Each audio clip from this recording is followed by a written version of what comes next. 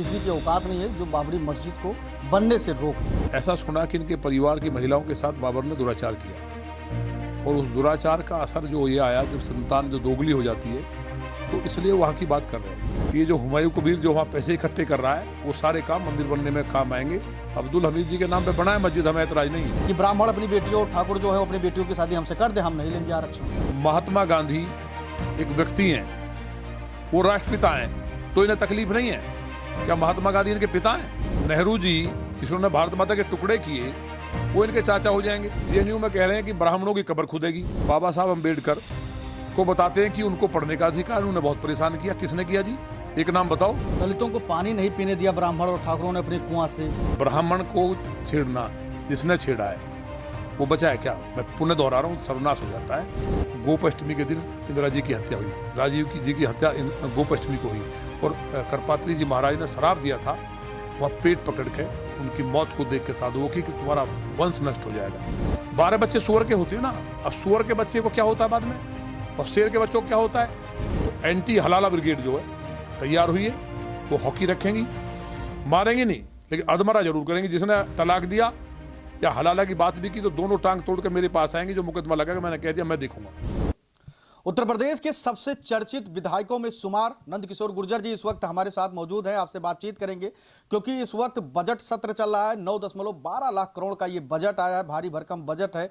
वित्त मंत्री सुरेश खन्ना कह रहे हैं ये जो बजट है बहुत ही महत्वपूर्ण है, प्रदेश का कायाकल्प होगा, दिशा और दशा बदलेगा प्रदेश का।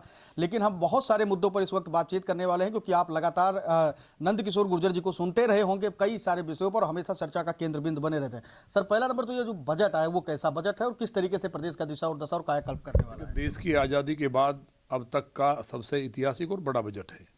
हर वर्ग का ख्याल रखा गया है, चाहे किसान है, मजदूर है, व्यापारी है और महिलाएं हैं, स्टूडेंट्स हैं, सभी के लिए, और या इंडस्ट्री है, व्यापारी है, सबका ध्यान रखा गया है।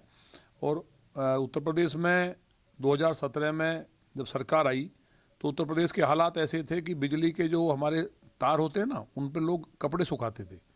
आज पूरा प्रदेश इस बात को जानता है, कहने के लिए कोई कुछ भी कहता रहे, कि आज देहात में 18 से 20 घंटे और जो नगर हैं वो 22 घंटे और जो हमारे जिले के केंद्र 24 घंटे विद्युत की आपूर्ति की जा रही है। पहले 3-4 जिलों में विद्युत मिलती थी। तो ये बजट मील का पत्थर साबित होगा और हर वर्ग का विकास करेगा। ये चुनावी वर्ष है इसलिए नहीं, हमारा पिछला बजट भी उसी तरह से था, अब तक का सबसे बड़ा था और हम आगे बढ़े और उत्तर प्रदेश देश में कई मायनों में नंबर 1 है। मुर्शिदाबाद के एक नेता है हुमायूं कबीर, उन्होंने एक बयान दिया है और उन्होंने ऐलान भी कर दिया है कि हम बाबरी मस्जिद बना रहे हैं, जिसके दम हो वो आकर रोक ले। किसी की औकात नहीं है जो बाबरी मस्जिद को बनने से रोक दे। देखिए, हम जाति विहीन समाज के समर्थक हैं, लेकिन बाबर के जो वंशज हैं वो हिंदुस्तान में नहीं रहे। हुमायूं कबीर के बारे में पता चला है कि ये तो हिंदू ही थे जो इनके पूर्वज थे, लेकिन ऐसा सुना कि इनके परिवार की महिलाओं के साथ बाबर ने दुराचार किया और उस दुराचार का असर जो ये आया जब संतान जो दोगली हो जाती है, तो इसलिए वहाँ की बात कर रहे हैं। हिंदुस्तान का मुसलमान वो हिंदुस्तानी है, इसलिए वो इसे बर्दाश्त नहीं करेगा। हुमायूं कबीर जो बांग्लादेश से आकर के यहाँ रहने लगा, इसको वापस खदेड़ा जाएगा प्रचंड बहुमत के साथ। भारतीय जनता पार्टी की सरकार बन रही है, सारे सर्वे कह रहे हैं। जब जो बाबरी मस्जिद थी मूल, जो इनके पिताजी ने बनाई, वहाँ आज भव्य और दिव्य भगवान श्री राम का मंदिर है। ये दुनिया के सबसे लोकप्रिय नेता, माने मोदी जी केंद्र में बैठे हैं, उत्तर प्रदेश में योगी जी हैं और बंगाल में भी भारतीय जनता पार्टी का जो सीएम होगा वो इतना ज़बरदस्त सनातनी होगा कि ये जो हुमायूं कबीर जो वहाँ पैसे इकट्ठे कर रहा है वो सारे काम मंदिर बनने में काम आएंगे। अब्दुल हमीद जी के नाम पे बनाए मस्जिद, हमें ऐतराज नहीं है। अब्दुल कलाम जी के नाम पे बना लें, लेकिन बाबर के नाम पे जिसने मुस्लिम बहन बेटियों के साथ भी बलात्कार किया, हिंदुओं के साथ कत्लेआम किए, उनके नाम पे कोई मस्जिद बना रहा है तो उसकी जगह हिंदुस्तान में नहीं है। ये देश धर्म के आधार पर बटा है, इसको रहना है या राम के हिसाब से रहेगा, हिंदुओं की जो संस्कृति है उनका सम्मान करेगा, नहीं तो उनके लिए बंटवारे में पाकिस्तान और बांग्लादेश मिला है, इनको वहीं खदेड़ा जाएगा जो इस तरह की बात कर रहे हैं। लेकिन जैसे ही योगी जी बाराबंकी में ये नारा देते हैं, ऐलान करते हैं कि कयामत तक बाबरी मस्जिद नहीं बनेगी, और जो लोग मंसूबे पाल कर बैठे हैं उनको सख्त चेतावनी देते हैं, और अखिलेश जी प्रेस कॉन्फ्रेंस का डालते हैं और तुरंत गाना लगा देते हैं बहू बेगम की एक गाना की, कयामत तक इंतजार करेंगे तेरा। देखिए, अखिलेश जी से बड़ी उम्मीद थी इस प्रदेश को। उनको लोग मानते कि पढ़े लिखे के नेता के रूप में माननीय मुलायम सिंह जी ने कभी राष्ट्र विरोधी काम नहीं किया। अगर कार सेवकों पे जो गोली चलाई, जो साधुओं को मरवाया बाबरी, उसको छोड़ दें तो लोग उनके ऊपर टिप्पणी नहीं करते। उनको कभी रक्षा मंत्री रहते हुए भी उन्होंने पाकिस्तान पे हमले की बात कही और वहाँ गए। लेकिन अखिलेश जी उस रास्ते से भटक गए हैं। वो आतंकवादियों, पहली सरकार बनते ही पहली कैबिनेट में जो प्रस्ताव पास होता है तो आतंकवादियों को रिहा करने का प्रस्ताव पास करते। ये दुनिया में किसी भी लोकतांत्रिक या राजतंत्र में पहली घटना है, दुनिया स्तब्ध रहेगी। माननीय न्यायालय को कहना पड़ा, रोक लगाई कि न माला पहनाओ आतंकवादियों को, तो पूरे प्रदेश ने उनको देखा है। अब वो जो इस तरह की बात कर रहे हैं क़यामत तक, तो वो तो नहीं चाहते थे कि भगवान राम का मंदिर बने, वो तो यही चाहते थे कि मस्जिद रहे। इसी कारण वो कभी सत्ता में आने वाले नहीं हैं।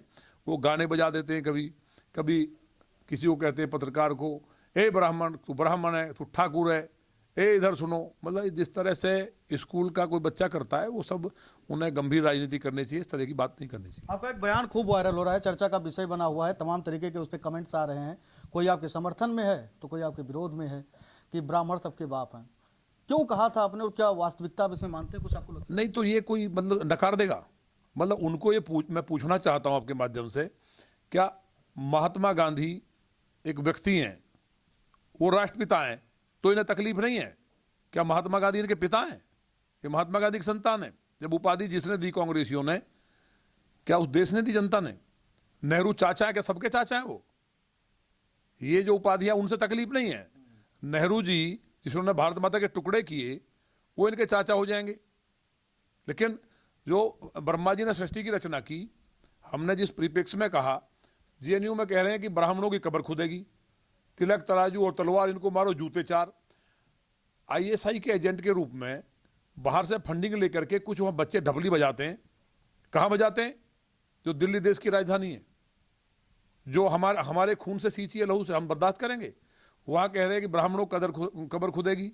ब्राह्मण सनातन का शीर्ष है। अगर ब्राह्मण पूजा पाठ करना बंद कर देगा तो इस देश से सनातन नष्ट हो जाएगा। लोगों को रास्ते पर लगाना, कितना त्याग ब्राह्मणों ने किया है। पुष्मित्र शुंग नहीं होते तो क्या ये देश बचता? एक हिंदू बचता है देश में? सब बुद्धिस्ट हो गए होते उस समय। नहीं, बुद्धिस्ट तो होना अलग है। किस तरह से काट दिया जा रहा था, बलात्कार हो रहे थे। उन्होंने कितना बड़ा काम किया इस देश में ब्राह्मणों में। क्या इनकी बाजीराव को कम माना गया है? अपना खाना छोड़ के युद्ध के लिए चल दिए। कितने आज़ादी की लड़ाई में चंद्रशेखर आज़ाद जी से लेकर तमाम उदाहरण तो अलग हैं। और उन्होंने, मेरा कहना यह था, ब्रह्मा जी ने सृष्टि की रचना की, ब्रह्मा जी ब्राह्मण है, हमारे यहाँ जातिवाद नहीं था, तो ब्रह्मा जी ब्राह्मण माने गए। हम ऋषियों की संतान हैं, ये इतिहास में सब पढ़ते हैं। ब्रह्मा जी ने रचना की, ऋषियों की, ऋषियों से मनु शत्रुपा हुए और उससे सब मनुष्य और स्त्रियाँ बने। तो जब ऋषि और ब्रह्मा जी ब्राह्मण है, तो हमारे आदि पूर्वज कौन ब्राह्मण हुए ना। तो मेरे भी, इस सृष्टि के भी, पहाड़ों के भी, नदियों के भी, मनुष्यों के भी, पशुओं के, सबके पिता तो ब्राह्मण ही हुए ना, ब्रह्मा जी। उसके बाद जो मनुष्य है ऋषियों की संतान है, ऋषि ब्राह्मण है। तो आपको महात्मा गांधी जी आपके पिता हैं सबके, कोई तकलीफ नहीं, वो तो डायरेक्ट मनुष्य हैं। और नेहरू जी चाचा, कोई तकलीफ नहीं। लेकिन इसमें तकलीफ हो रही है, हमारे यहाँ वर्ण था, जाति नहीं थी। अब बताइए, ये हमारा ब्राह्मण है, ये क्षत्रिय, ये वैसे क्षुद्र है, कहाँ भेदभाव था? वर्ण माने चुनना, जिसको दिमाग का काम करना है वो ब्राह्मण हो जाता था। एक ही घर के चार बेटे, जिसको लड़ना वो जो है वो क्षत्रिय है, जो सबका पालन पोषण कर रहा है वो वैसे हो गया, जो सबका काम देख रहा है, सेवा कर रहा है, माँ बाप की सेवा, तमाम सेवा कर रहा है, वो शूद्र हो गया। तो अगर भेद होता तो ये जो ब्राह्मण है ये शूद्र के पैरों में झुकता। जब हम दंडवत करते हैं तो सिर टिकाते हैं ना चरणों में, तो चरण कौन है? शूद्र। ब्रह्मा जी उनके चरण पकड़ते। तो हमारे यहाँ मतलब भेदभाव नहीं था। जाति व्यवस्था ये बाद में आई, इसको लेकर के आए मुगल और अंग्रेजों ने, उसको बहुत ज़्यादा नीचे तक किया। अगर जाति व्यवस्था होती, आपको आज देश सुनेगा। ये बताइए, बाबा साहब अम्बेडकर को बताते हैं कि उनको पढ़ने का अधिकार, उन्होंने बहुत परेशान किया। किसने किया जी? एक नाम बताओ। कृष्णराव अम्बेडकर साहब उनके गुरु थे, ब्राह्मण थे। अम्बेडकर नाम दिया अपना उन्होंने बाबा साहब को। उनके जो हमारे, जब उनकी एजुकेशन की बात आई, वो बहुत टैलेंटेड थे। विदेश भेजने की बात आई तो किसने पैसे दिए? क्षत्रिय, गायकवाड़ परिवार ने दिए कि नहीं? अब उसके बाद पढ़ के आए, तो उनको किसने रोका पढ़ने से? भगवान रविदास।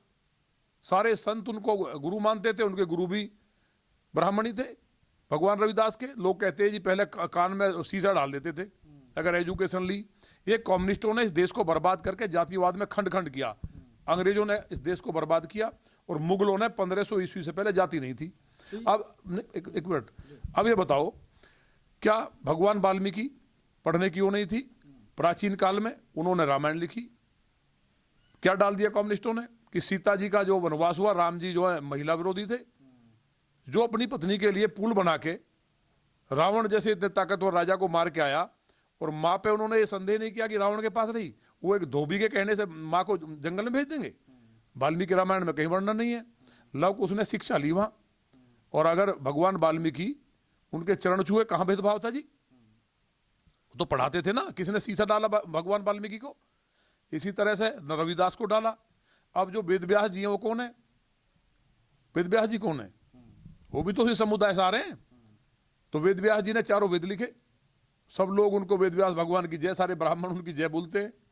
तो वेद व्यास जी ने महाभारत लिखी, किसने कान में शीशा डाला? ये सब साजिश इस देश के खिलाफ हुई कि हिंदू अगर एकजुट रहेगा, हिंदू एकजुट हुआ, तैमूर लंग को कोई मार नहीं पाया दुनिया में। 4 करोड़ लोग मारे, लेकिन सनातनी इकट्ठे थे। गुजर राजा थे, जोगराज गुजर सहारनपुर के। जब तैमूर ने दिल्ली को काट दिया, तो लौनी में संग्राम सिंह बैसला हमारे परिवार के थे, और आला सिंह जाटा उनके सेनापति थे। ऐसे ही जोगराज गुजर के सेनापति कौन थे? धूला वाल्मीकि। तो वाल्मीकि थे, इधर जाटव थे। सेनापति तो राजा के बराबर होता है। तो 1398 में हम एक साथ थे। वो उपाधियां थी जाति के नाम पे, जाति नहीं थी। जैसे स्वर्ण का काम करने वाला सोने का स्वर्णकार, लोहे का लोहार, शत्रु का नाश करने वाला गुर्जर। राजाओं का संघ जब मेघातिथि ब्राह्मण ने बनाया, जब आपस में लड़ने लगे, सारे राजाओं को इकट्ठा किया राजस्थान में, उसका नाम राजपूत संघ दे दिया, राजपूत हो गया। जाति तो क्षत्रिय थी, वर्ण जो था। इससे जातियां बन गई, कोई कुर्मी बना, कोई पासी बना। अब राजा क्षितिपाल जी जब भाग गए, युद्ध में हार गए, हमला हुआ, तो उनके जो वंशज थे वो यहाँ वो चलाने लगे। तो पासी भी क्षत्रिय हैं। आज मेरठ में बहुत तगड़ा आंदोलन हुआ है। जाटव समाज के लोग कह रहे हैं कि हम पक्के हिंदू, हम तिलक लगाएंगे। अब तिलक, तराजू और तलवार, मतलब हम तिलक लगाने का अधिकार एक एक जाटव को, वाल्मीकि को, गुजर को, ब्राह्मण को, सबको है। और जूते मारेंगे तो रुपए के लोग, नक्शा मिट जाएगा। आज सनातनी इकट्ठा है, इसलिए माननीय मोदी जी ने, गरीब को अनाज मिल रहा है, मकान मिल रहा है। किसने छत दी आज तक? किसान को सम्मान निधि मिल रही है, आयुष्मान कार्ड मिल रहा है, ये सारी योजनाएं मिल रही हैं। तो बौखला करके कि ये देश आज सनातन के झंडे के नीचे एकजुट है, और भारत विश्वगुरु ना हो जाए विदेशी साजिशें, बाहर से फंडिंग, और जो अंग्रेजों और मुगलों ने किया है, उस जाति, एक भी जाति नहीं थी भारत में। अच्छा, ये जो लोग कह रहे हैं कि दलितों को पानी नहीं पीने दिया ब्राह्मण और ठाकुरों ने अपने कुआं से, तो क्या इस पे क्या तर्क आप देंगे? क्या उनको संदेश देंगे जो लोग ऐसे सवाल उठाए कि पानी नहीं पीने दिया, छुआछूत था? तब क्या दलित पानी जिंदा कैसे रहे? वो दलित तो होने नहीं चाहिए थे। बिना पानी जिंदा रह सकता है कोई? जो चमड़े का पानी का बनता था निकालने का उस जमाने में, उसको तो दलित ही बनाते थे। देखिए, दलित नहीं थे वो भी। वो हमारे यहाँ बताया ना कि व्यवस्था इस तरह की थी, जो काम कर रहा है, चरम का काम करने वाला चरमकार, वो बाद में जाति बनी। तो इसी तरह से जहाँ ना दलित था, ना कोई पिछड़ा था, ना आगड़ा था, वर्ण थे, चुनने का अधिकार था, मुझे ये काम करना है। वही बच्चा जो शूद्र है, जिसने सेवा कर रहा है, अगर वो पढ़ाई करने का चाहता तो ब्राह्मण हो जाता था। तो उसी की तरफ ये देश लौट रहा है। उससे बौखला करके इन राजनीतिक पार्टियों को लगता है कि हम समाप्त हो जाएंगे। अब बताइए, एक सपा का नेता कह रहा है कि हम शूद्र हैं, गुजर। सम्राट फिर कह रहा है कि हम गुजर राजा हैं, सम्राट मीरभोज के वंशज हैं, गुजर सम्राट मीरभोज के। अरे भाई, तुम कम से कम ये तो देखो, सम्राट मीरभोज क्षत्रिय हैं, तुम उन्हें कह रहे हो शूद्र हैं। उन्होंने कहाँ सेवा की? तो ये तमाम चीजें राजनीतिक लोग जो हैं वो बौखलाए हुए हैं। इस देश को सबसे बड़ा नुकसान पॉलिटिकल पार्टियां कर रही हैं। कहीं कोई छुआछूत नहीं थी, कहीं भेदभाव नहीं था। अंग्रेजों ने किया, हाँ, समाज में कुछ लोगों ने पैसे लेकर के उसको नीचे तक पोषित किया, बाद में वो बीमारी रही। लेकिन बाबा साहब अम्बेडकर जी के द्वारा जो संविधान रचा गया, उससे वो चीज़ें खत्म हुई। आज बराबर में लोग आके खड़े हुए हैं। जो लोग वास्तव में लड़े या जो कारण रहे पिछड़ गए, उनको एजुकेशन के द्वारा आज बराबरी में सब लोग खड़े हैं। अब बताइए, जो IAS है कोई, वो उसकी बरादरी वाल्मीकि है, तो क्या वो अब शूद्र रह गया? वो तो ब्राह्मण हो गया। अच्छा, ये IAS का आपने नाम लिया, एक संतोष वर्मा IAS थे, उन्होंने कहा कि समानता तब तक नहीं है जब तक ब्राह्मण अपनी बेटियों की शादी हमारे लड़के, उसने कहा हमारे लड़के का जब तक उससे संबंध वो नहीं बनाएगा तब तक हम नहीं मानते समानता। क्या और उसके बाद जिस प्रकार से यूजीसी को लेकर प्रदर्शन चल रहा है, कोई समर्थन में है कोई खिलाफ है, जिसको जो समझ में आ रहा है। लेकिन अभी कुछ नारे लगे और कुछ लोगों ने बयान दिया जो ऑन स्क्रीन कि ब्राह्मण अपनी बेटियों, ठाकुर जो है अपनी बेटियों की शादी हमसे कर दे, हम नहीं लेंगे आरक्षण। ये कहां तक जाए? नहीं तो ये शादी कर दे तो शादियां तो हो रही हैं, अब तो बच्चे कर रहे हैं। ऐसे जो बाहर से फंडिंग लेकर के देश में विवाद कराना चाहते हैं, मैं बिल्कुल इसमें प्रूव भी हो चुका है, उनकी जो मानसिक बीमारी है। अब क्यों नहीं कर रहे बच्चे? शादी कर रहे हैं, बहुत कर रहे हैं, तो इनके कहने से करेंगे। 10 साल बाद ये जातियां खत्म हो जाएंगी, लोग इतना मानसिक लेवल बढ़ जाएगा। जो हमारे बेटे बेटियां हैं IAS से शादी कर रहा है। अब हम जो है राजा भैया जी का उदाहरण देख लो, वो कौन है? क्षत्रिय है, राजपूत है। और राजा समथर कौन है? गुजर है। राजा की शादी हो रही है, वहाँ जाट है, सिंधिया जी की जो वो है सिस्टर, जो हमारी सिंधिया जी जो हैं। तो ये IAS तमाम नहीं कर रहे क्या? जो दलित है वो ब्राह्मणों में कर रहे हैं, ब्राह्मण दलित में कर रहे हैं। ये जातिवाद बचा कहाँ है? अब सही मायनों में एजुकेशन आने के बाद बाबा साहब का इस बात के लिए ये देश इसलिए आभारी रहेगा कि उन्होंने बराबरी में ला करके जो बिल्कुल अंग्रेजों ने, मुगलों ने नाश कर दिया था, उसको बराबर में खड़ा कर दिया। अब सब IAS बन रहे हैं, डॉक्टर बन रहे हैं, इंजीनियर बन रहे हैं। कोई किसी का छुआछूत नहीं है। कोई IAS के साथ ही होती है। कोई देखता है कि ब्राह्मण है, किसी गरीब के लिए जाति बनाओगे आप? कोई भीम आर्मी वाले हैं जो तमाम ऐसी सेना है चल रही है इस समय, वो भगवान दुर्गा जी के तस्वीरों पे चप्पल मारते हैं, कभी तस्वीरें जलाते हैं, कोई भगवान शिव को गाली दे देता है। वो कहते हैं हम नहीं मानते पंडितों के सब है भगवान हमारे। अरे भाई, अब जो जिनकी बता तो रहे हैं, जो जिनकी बुद्धि नहीं है, जिन्हें समझ ही नहीं है, भाई ब्राह्मणों को गाली देना भगवान तो चलो बहुत बड़ी बात है। ये सुबह बाद में जाके माफी मांगते, नाक रगड़ते, भगवान गलती होगी, हम तो नाटक कर रहे थे वोट के लिए। ये बताइए, ये जो व्यवस्था आप बता रहे हैं, पत्थर मार रहे, कोई कुछ मार रहा है, कुछ लोग, ये लोग कौन है जो अपने बाप को गाली दे? ब्राह्मण सबके पिता हैं। महात्मा गांधी जी में पिता में कोई दिक्कत नहीं है ना, मैं फिर कह रहा हूं, इनको नेहरू जी को चाचा कहने में दिक्कत नहीं है। लेकिन जो ब्रह्मांड को जिन्होंने बनाया, जो ऐसी शक्ति है, और जो ब्रह्म है और जो ब्राह्मण है, उसको पिता कहने में दिक्कत है इन्हें। तो ये जो लोग हैं इस तरह के, मैं बता रहा हूँ 10 साल बाद, लंबी बात नहीं कर रहा, 10 साल बाद जो बच्चे हमारे पढ़ रहे हैं, और जो जिस तरह दलित समाज के लोग, जाटव समाज के लोग मेरठ में कह रहे हैं कि हम गर्व के साथ कह रहे हैं, हम तिलक भी लगाएंगे और ब्राह्मणों का हम सम्मान करते हैं, हमें कोई दलित ना कहे, पासी समाज कह रहा है, लोग उठ खड़े हुए हैं। और ये लोग आने वाले 10 साल में बेटे बेटी आपस में जब संस्कार हो जाएंगे, क्योंकि हमारे जाति नहीं थी, हमने कहा ब्राह्मण सबके पिता हैं, इसका मतलब हमारे यहाँ कोई छुआछूत नहीं है। मेरा कहना ये है, सब श्रेष्ठ हैं, कोई नीच नहीं ऊंच नहीं, सब श्रेष्ठ हैं, हम एक पिता की संतान है, उसमें तकलीफ होगी ना। तो जो दुर्गा जी को इस तरह से, चाहे फोटो कोई कर रहे हैं, माँ दुर्गा कौन है? जिनका नाश होना है, जिस तरह के लोग कर रहे हैं, नोट कर लेना। जो भी पॉलिटिकल पार्टी के लोग विचारधारा डेवलपमेंट से अलग हटके जातिवाद की बात कर रहे हैं, बांटने की बात कर रहे हैं और ये हरकत कर रहे हैं गिरी हुई, इनको भगवान शक्ति कभी छोड़ती नहीं है। इनका सर्वनाश होगा 10 साल के अंदर। भारत विश्व गुरु होगा 47 नहीं 10 साल में, और ये जातिवाद पूरी तरह खत्म हो जाएगा। और फिर दोबारा लोग विद्वान आदमी को गुरु मानेंगे और ब्राह्मणों की जय जयकार होगी। ब्राह्मण पे अटैक इसलिए किया जा रहा है, ब्राह्मण पे जो चोट की जा रही है, क्योंकि ब्राह्मण सनातन का संस्थापक है। ब्राह्मण ने धर्म दिया, पूजा सिखाई, भगवान की पूजा की विधि सिखाई। ब्राह्मण ने इस देश को जितना भी ज्ञान विज्ञान, जितने भी गणित से लेकर के जितना भी सब कुछ है, ये सारा दिया ब्राह्मणों का है। और जो लड़ाइयाँ लड़ी, मैं फिर कह रहा हूँ, अगर पेशवा बाजीराव नहीं होते और पुष्पमित्र समूह नहीं होते तो हिंदुस्तान का नक्शा मिट जाता। और अगर शिवाजी महाराज को गुरु रामदास तैयार नहीं करते, वो ब्राह्मण ही थे, महाराणा प्रताप के गुरु ब्राह्मण थे, अगर तैयार नहीं करते तो शिवाजी के बारे में केवल एक कहावत कही थी। अगर शिवा के बारे में एक लाइन में कहो तो उन्होंने कहा, शिवा ना होते तो सुन्नत होती सबकी। जम्मू कश्मीर सबको याद है, बांग्लादेश सबको याद है। भाई दीपू कौन थे? दलित थे ना, देखा उन्होंने, काट दिया, दीपू नाम पूछा, मार दिया। उन्हें थोड़ी पता था कि ब्राह्मण है क्या है, हिंदू है केवल। कश्मीर में क्या हुआ?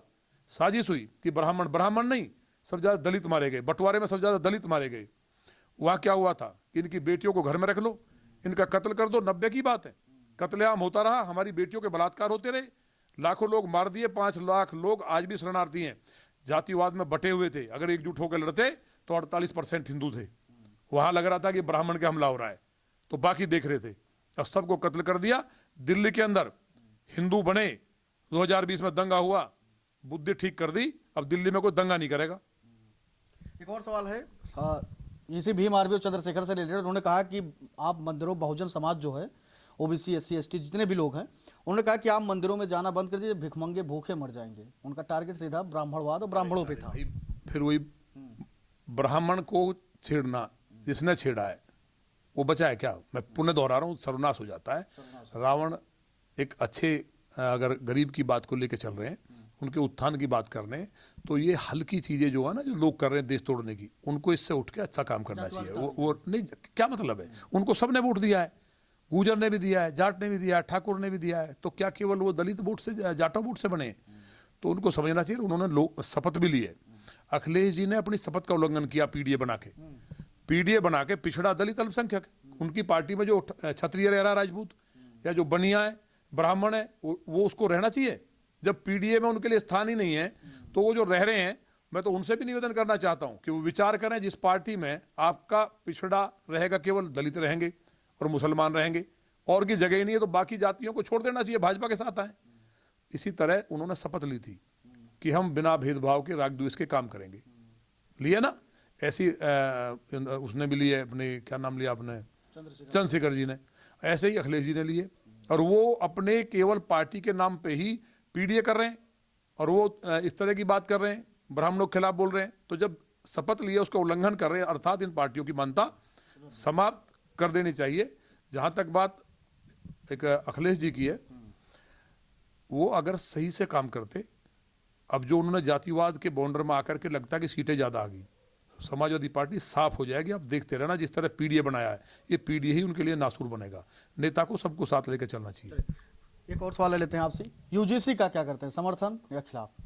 यूजीसी पे कोई भी बात बोलना, क्योंकि माननीय सुप्रीम कोर्ट का मसला है, और ना तो भारतीय जनता पार्टी किसी ने समर्थन किया ना विरोध किया है। भारतीय जनता पार्टी को जो लोग कह रहे हैं, माननीय मोदी जी ने इस देश का नक्शा बदलने का काम किया, पूरे देश को एक करने का काम किया है। इस यूजीसी के लिए जो कमेटी बनी है, वो सुप्रीम कोर्ट के कहने बनी है, और माननीय सुप्रीम कोर्ट ने ही रोक लगाई है। इसलिए इस पर कोई कमेंट करना किसी की हैसियत नहीं है। जो कमेंट कर रहे हैं उनके खिलाफ भी एफआईआर होनी चाहिए। एक और सवाल ले लेते हैं, बजट सत्र चल रहा है, आपने देखा होगा, और प्रदर्शन भी लोग किए। समाजवादी पार्टी के जितने नेता थे, उन्होंने एक पोस्टर लेकर आए, जिसमें एक तरफ एक ट्रेन थी, एक तरफ एक ट्रेन थी, उस पर लिखा था दिल्ली, एक तरफ लिखा था लखनऊ। कहे दोनों इंजन इस वक्त टकरा रहे हैं, विधायक मंत्री से लड़ जा रहा है, मुख्यमंत्री शाह से लड़ रहे हैं, और सिर्फ सत्ता की कुर्सी के लिए सब। कौन लड़ रहा है? कोई नहीं लड़ रहा। लोकतंत्र में अपनी बात कहने का अधिकार है, हम भी कई बार कहते हैं। तो ये भारतीय जनता पार्टी में ही तो है, ये लोकतांत्रिक पार्टी है, किसी एक की थोड़ी है कि तुरंत पार्टी से निकाल दें कान पकड़ के। सही बात अगर कोई कार्यकर्ता कहता है, उसको सुना जाता है हमारे यहाँ, ये तो अच्छी बात है। वो तो अभी राम जी का भी नाम ले रहे, जिन राम भक्तों पे गोली चलवाई, जो राम के मंदिर के दर्शन करने नहीं गए आज तक, जो केवल मजारों पे जा करके चद्दर चढ़ाते हों, उनकी आप देखो ना क्या दुर्गति हो रही है। अब वो ना मुसलमान के रहने वाले, ना हिंदू रहेंगे ना मुसलमान, वहाँ राम राम कर रहे हैं। अंदर अहिल्या भाई होलकर जी का जब फोटो लिया तो बड़ी हंसी छूटी हमारी। तो कम से कम मंदिर की बात तो करने लगे, राम की बात कर रहे हैं, राम के पास जाएंगे नहीं। तो ये तो भैया भटक गए बेचारे। गोदान को लेकर भी आपका खूब वायरल हुआ मामला, गोदान पे क्या कुछ कहें? देखिए, गोदान हम सबको देखनी चाहिए। गाय ब्रह्मांड की माँ है, और 7 नवंबर 1966 को कांग्रेस ने गोली चलवा के इंदिरा जी ने संतों को और गायों को मरवा दिया था। गोपाष्टमी के दिन इंदिरा जी की हत्या हुई, राजीव की जी की हत्या गोपाष्टमी को हुई, और करपात्री जी महाराज ने शराब दिया था, वह पेट पकड़ के उनकी मौत को देख के साधुओं की कि तुम्हारा वंश नष्ट हो जाएगा। सोनिया जी उस बात पे ध्यान नहीं दे रही। किसी साउथ के ब्राह्मण ने उपाय बताया था, लेकिन वो चाहती है कि नष्ट हो जाए, जिस तरह गांधारी चाहती थी कि नष्ट हो जाए महाभारत में पूरा परिवार, वही वो काम होने जा रहा है। गोदान गाय ब्रह्मांड की माँ है। गाय और ब्राह्मण के बिना भगवान अवतार इनके लिए लेते हैं। जब इनके ऊपर अत्याचार होता है, अब ये समय इस तरह का है कि जो भी घुस रहा है वो जाकर ब्राह्मण के पैर छुएगा, पूजा कराएगा, और बाहर आकर कहेगा ब्राह्मण की कब्र खुदेगी। अरे ब्राह्मण की कब्र खुदेगी, तिलक पे जूते मारोगे तुम, हैं?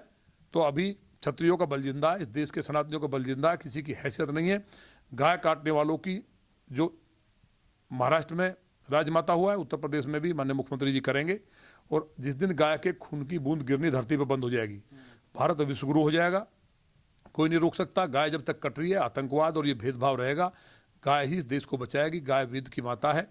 इसलिए सबको गोदान मूवी को जरूर देखना चाहिए, जो भी सच्चा सनातनी है, जिसके अंदर थोड़ा बहुत भी हिंदुत्व है वो गोदान मूवी को जरूर देखे। जो लोग विरोध कर रहे हैं उनको क्या कहेंगे? है कौन विरोध कर रहा है, वो तो कुछ है ही नहीं, उनकी कोई हैसियत ही नहीं है। भाई जो जालीदार टोपी वाले वही तो गाय काट रहे हैं, वो मोहम्मद साहब के भी दुश्मन है, तो वो तो आतंकवादी हैं। मैंने तो पहले भी कहा था कि गाय काटने वाले की गर्दन काट देनी चाहिए, उसमें देर नहीं करनी चाहिए। सेल्फ डिफेंस का, अपनी माँ को बचाने का अधिकार हर सनातनी को है। तो गाय काटने वाले अगर गाय काटने जा रहा है उसकी गर्दन काट दो, नहीं तो आप कहेंगे कि भाई कानून हाथ में लेने की बात हम कर रहे हैं। मेरी माँ को बचाने का मेरा अधिकार है, ये संविधान ने हमें दिया है। चलिए एक और सवाल लेते हैं। 27 का चुनाव नज़दीक है और समाजवादी पार्टी के जो मुखिया अखिलेश यादव कह रहे हैं कि ये 10वीं बजट थी योगी आदित्यनाथ की और बीजेपी की 10वीं होने वाली है। बीजेपी एक नेता बोले उनके, और ये भी कह रहे हैं कि अब विदाई तय है। क्या लगता है कि 27 में आप लोग वापस आ रहे हैं या फिर सपा वाले आ रहे हैं? ये तो पूरी दुनिया मानती है कि जब तक मोदी जी हैं वो कहीं किसी राज्य में हार नहीं रही है।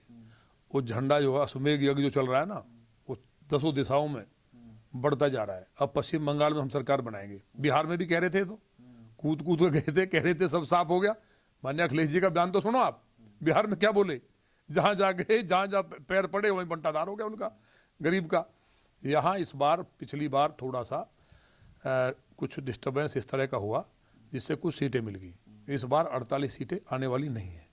पूरा उत्तर प्रदेश एकजुट है, इतना विकास हुआ है, बिजली का, सड़क का, पानी का, शिक्षा का, चिकित्सा का, हर प्रोडक्ट जो हर जो डिस्ट्रिक्ट है, वन डिस्ट्रिक्ट वन प्रोडक्ट में इनके यहाँ माफिया था हर डिस्ट्रिक्ट में, तो समाप्त हुआ। आज बेटियां, ये सच्चाई को कोई नकार नहीं सकता, आज बेटियां अपने ऑफिस से 12 बजे 1 बजे निर्भय होकर के आती हैं स्कूटी पे। लौनी मेरे यहाँ जिला गाजियाबाद मूवी बनी माफियाओं पे, और दिन दहाड़े मर्डर होते थे। एक दिन में 6 व्यापारी सपा सरकार मारे गए। बलात्कार एक बच्ची का हुआ जिसके कारण मैं राजनीति में आया सपा सरकार में, और कोई सुनने वाला नहीं था। मुस्लिम थाने से अपराधी छुटा लेते थे। आज 6 लाख की आबादी है, मिनी पाकिस्तान है लौनी, जो बोलते थे। सारे पार्लियामेंट पे हमला करने वाले आतंकवादी वहां पकड़े गए। आज किसी की हैसियत नहीं है, हर बहन बेटी हमारी बहन है, चाहे किसी भी धर्म जाति की बहन हो। और बेटियां ऑफिस से आती हैं 12 बजे 1 बजे 2 बजे, बड़े बड़े आउटलेट खुल रहे हैं जहाँ जमीन के रेट 10,000 रुपये गज थे। सपा सरकार जब आई, गहरे गहरे गड्ढे, मर्डर, डकैती, अपहरण ये पहचान थी।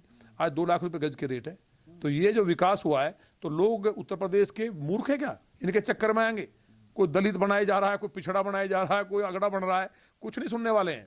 योगी जी पे पूरे प्रदेश को भरोसा है, भाजपा की नीतियों पे भरोसा है।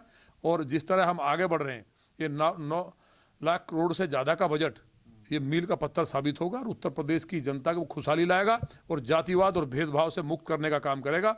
10 साल बाद, पुनः दोहरा रहा हूँ, ये जो जातिवाद की राजनीति करने ना, केवल डेवलपमेंट की राजनीति होगी।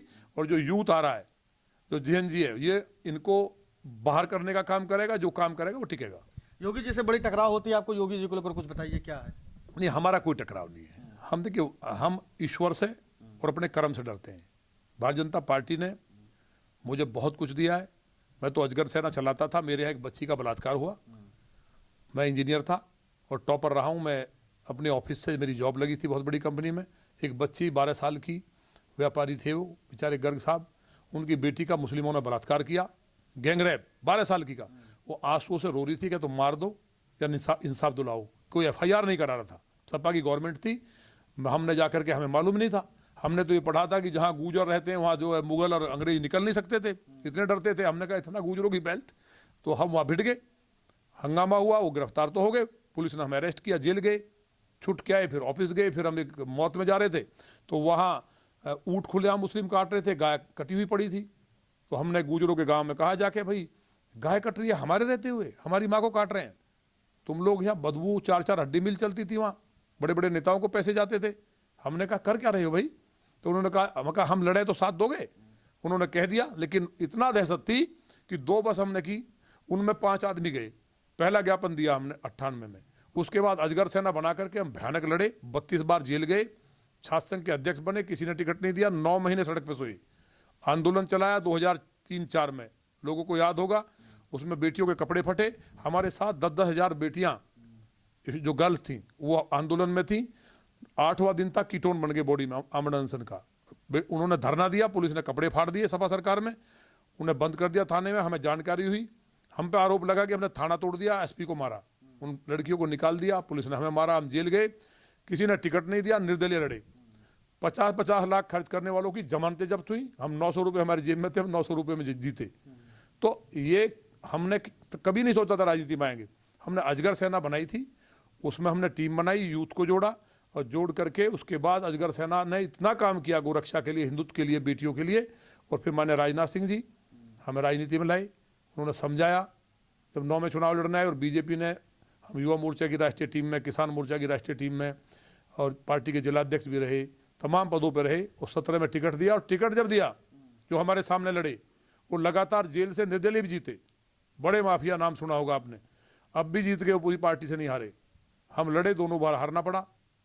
जब लड़े पहली बार कहा कि डमी कैंडिडेट हूं मैं, मेरे लिए उनकी जमानत जब्त हुई। तो देवतुल जो जनता है, अगर आप काम करते हैं, मैं भगवान मान के काम करता हूं। और एक एक बहन बेटी का भाई हूं मैं। 2 रात में स्वयं घूमता हूं कि पुलिस वाले दारू तो नहीं पी रहे हैं, कोई गुंडा तो नहीं है, गुंडागर्दी तो नहीं कर रहा है। कई बार हम पे फायरिंग भी हुई, लेकिन ईश्वर की कृपा है कि जैसे हड्डी मिल चलती थी वहां, बड़े बड़े नेता सब सेट थे, 4-4 सांस नहीं ले सकते थे आप, इतने इतने गड्ढे। वहां से हम गुजरे, हड्डी मिल वाले ने लिखा किसी की माँ ने दूध नहीं पिलाया। अब हम क्षत्रिय की माँ को कोई ललकार दे, पुलिस वालों के दम पे। एक इंस्पेक्टर था, उसे 20 लाख दे दिए जब हमने कहा हटाएंगे। तो हम रात को गए 1 बजे और 2 लाख मुस्लिम बस्ती के बीच में थी वो।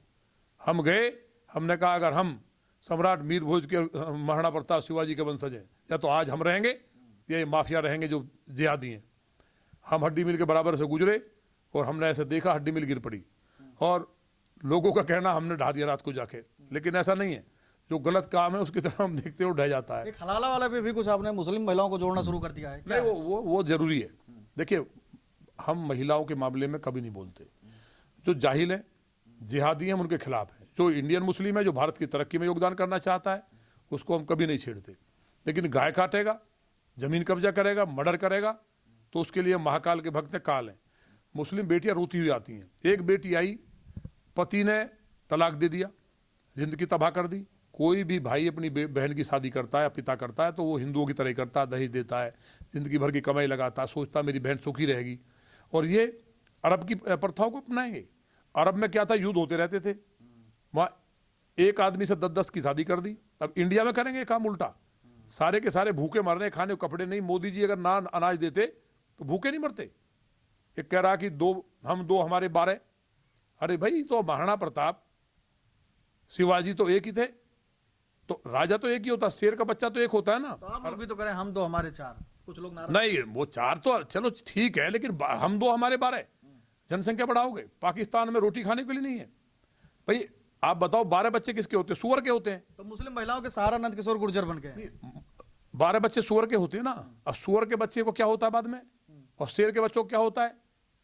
बलि होती है, कभी को काट देता है। तो हम चाहते हैं कि क्वालिटी के बच्चे पैदा हों। और जहां तक मुस्लिम बहनें हैं, उनके लिए जब हमने देखा कि फिर उसके भाई से शादी, फिर उसको पति बनाया, उसके बाद उसके जीजा से शादी, फिर उसके दोस्त ने कहा कि हलाला करो, फिर मैं रखूंगा। मतलब उसने कहा मेरी आत्मा मर चुकी है और मुझे इंसाफ दिलाइए, और मैं मुस्लिमों के साथ नहीं रहना चाहती। तब मेरे मन में बहुत दर्द हुआ। रोज तलाक के केस आते थे, महिलाओं की जिंदगी नरक कर दी, उनके माँ बाप रोते थे। फिर हमने उन बेटियों से चर्चा की, तो हमने अभी 50 बहनें हमारे पास आई हैं, उनसे उन्होंने कहा, मैं कहा कोई टीम बनाओ आप। तो एंटी हलाला ब्रिगेड जो है तैयार हुई है। वो हॉकी रखेंगी, मारेंगे नहीं, लेकिन अधमरा जरूर करेंगी। जिसने तलाक दिया या हलाला की बात भी की तो दोनों टांग तोड़ के मेरे पास आएंगे। जो मुकदमा लगेगा मैंने कह दिया मैं देखूंगा। लेकिन कोई भी बेटी लॉनी के अंदर, कह रहा हूं मैं, वो सारी मेरी बहन है। किसी को कष्ट देगा तो मैं उनका भाई हूँ। राजनीति मेरी रहे ना रहे। प्रदेश की भी मुस्लिम महिलाएं जा सकती हैं आपके पूरे अलग अलग क्षेत्र की? वो तो बाद का विषय है। फिलहाल हम लॉनी को फोकस कर रहे हैं कि हलाला वालों को ठीक करेंगे पहले हम। लोनी से विधायक नंदकिशोर गुर्जर जी थे, जो अपनी बयानों को लेकर हमेशा सुर्खियों में रहते हैं। आपने देखा कि इस तरीके से उन्होंने बेपाकी से अपनी राय रखी हर एक मुद्दे पर, चाहे वो यूजीसी हो या हिंदुओं को तोड़ने की बात हो या फिर 27 चुनाव को लेकर हो। कैमरा सहयोगी शिवांशु के साथ मैं संजय पांडे, फिल्मेटेक्स, लखनऊ।